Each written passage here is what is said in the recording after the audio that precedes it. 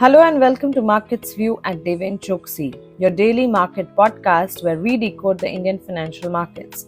Let's get started with the global market setup. Taking the cues from GIFT Nifty, GIFT Nifty indicates a start in the green for the Indian markets as we see around a 40 points up move in the GIFT Nifty while it started. Talking about the Asian markets, well, the Asian markets this morning are mixed as investors digest Biden and Xi Jinping's meeting.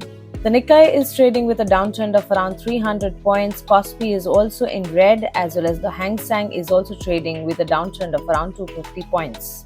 So clearly, a mixed setup, or rather we can say a setup over the weaker side for the Asian markets. If we have a look at the US markets, the S&P 500 futures are little changed as traders hope to build on November rally. If we take a look at the latest close, the Dow Jones closed with an up move of around 160 points. S&P 500 also closed with green signals of buying, and Nasdaq also closed with green signals. So clearly, the US markets were positive during the close. However, the Asian markets are showing signs of concerns. Taking the cues from the energy pack, the oil prices dive on big US crude stock build record output. The Brent crude is trading in the range of $80 a barrel. Natural gas is trading with a downtrend of around 1%, 1.15% to be precise. And now talking about the bullion market, gold steadies as a firm dollar counters bets on peak US rates. In the global front, both gold and silver are trading with red signs.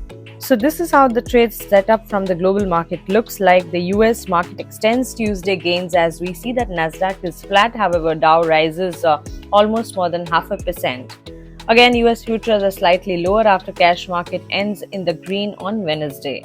The Asian markets are showing signs of downtrend, where Asian markets are lower in early trade as investors digest the Joe Biden and Xi Jinping meeting. This is an economic indicative action we will be watchful of. The US 10-year bond yield back about 4.5% as investors mull key economic data. So on the whole, it's a mixed setup from the global markets coming in. Let us now take a look at how the sentiments for the market session looks like for today. Taking the cues from what happened yesterday after the market witnessing a decisive breakout of previous 7 days consolidation range and climbing more than 1% yesterday, will the index extend northward journey is the question we need to ask. Possibly the answer is yes, but there would be some kind of consolidation around current levels, and then the Nifty 50 may march towards 19,850, which is the crucial resistance area seen for the month of October, with key support at 19,600 to 19,500 level.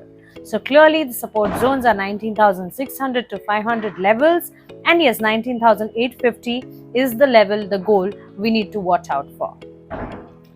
Yesterday, the Sensex jumped around 742 points to close at 65,676 as buying was seen across sectors. The positive global cues after favorable US and China data also boosted sentiments and pushed the Nifty 50 far above 19,600 mark. Talking about Nifty, Nifty settled at 19,676, up around 232 points or 1.5%, the biggest single day gain since March 31st, after a decisive breakout of falling resistance trend line. The index has a strong positive opening. The index has formed real bullish sentiments, while we did see a lot of stock-specific action also built in. The Nifty is now stretching higher towards 19,800 level, and after that, 19,850 is the level we need to watch out for, where resistance in the form of a daily scenario is going to be witnessed. The daily and hourly momentum indicator has a positive crossover, which is a buy signal, and hence intraday dips should be bought, as we see that there are a lot of opportunities which the stock specific sentiment as well as the indices are.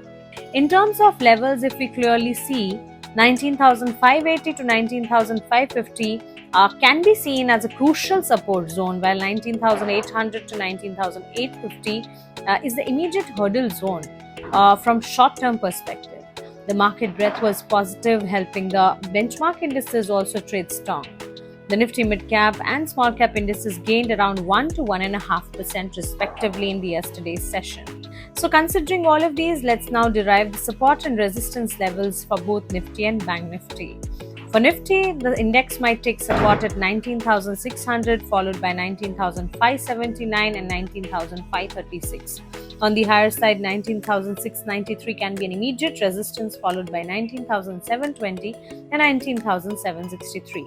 Talking about Bank Nifty, yesterday Bank Nifty also opened in line with benchmark but saw some profit booking in the morning itself. The index largely traded in the range of 44,150 to 44,250 levels with a positive bias for rest of the session and settled at 44,202. It has to continue hold above 44,044 levels to make an up move towards 44,444. Then 44,750 levels, while on the downside, support is expected at 43,750, then 43,500 levels. The index is expected to take support at 44,165, followed by 44,108 and 44,014. On the upside, the initial resistance is at 44,352, then at 44,409 and 44,502. So these are the important resistance and support levels one needs to consider for the trading session today. And now let's take a look at the stock-specific news. To start with, Bajaj Finance will be in focus as the Reserve Bank of India has directed the non-banking finance company to stop sanction and dispersal of loans under its two lending products, e-com and Insta EMI card, with immediate effect. This action is necessitated due to non-adherence of digital lending guidelines of Reserve Bank of India. So a stock-specific move, a news-based impact which will keep Bajaj Finance in focus. The next on the list is Suzlon Energy. The India's largest renewable energy solutions provider said its S144 3 MW to 3.15 MW wind turbine series has received the RLMM, that is the revised list of models and manufacturing listing from the Ministry of New and Renewable Energy. So another news-based impact which keeps Suzlon Energy in focus. Next on the list is 197 Communications. The Paytm operator has announced a partnership with global travel technology company Amadeus to redefine travel experience with artificial intelligence. For the next 3 years, the company will integrate Amadeus' expansive travel platforms, enhancing the traveler's experience from search to booking and payments. The next on the list is Satin Credit Care Network. The microfinance company said the board members will meet on November 20th to consider the fundraising via issuance of non-convertible debentures on private placement basis. Bayer Crop Sciences will also be in focus as the crop protection products manufacturer will trade ex-dividend with effect from 16th of November, that is today's session.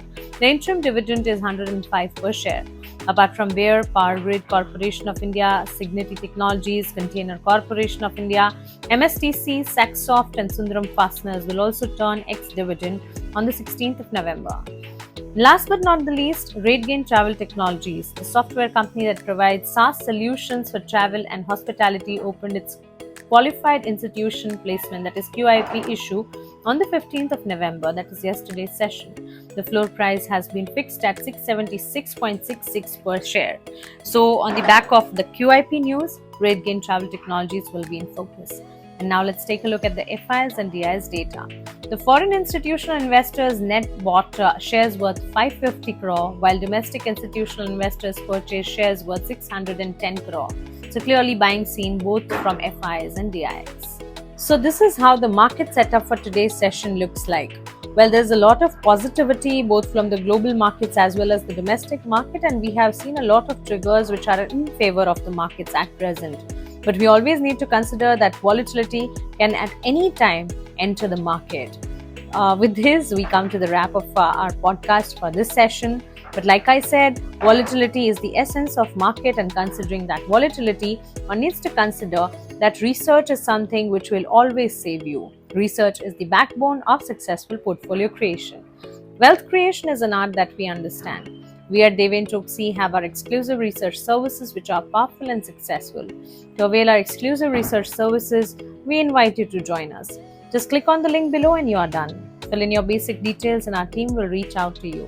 So don't wait any further and embark on a wealth building adventure together. Thank you and have a nice day.